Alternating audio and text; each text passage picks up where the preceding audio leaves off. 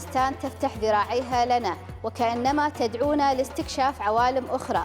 موقعها الجغرافي لم يكن مجرد صدفة، بل هو تدبير رباني جعلها تتمتع بخصوصية جغرافية وتاريخية نادرة.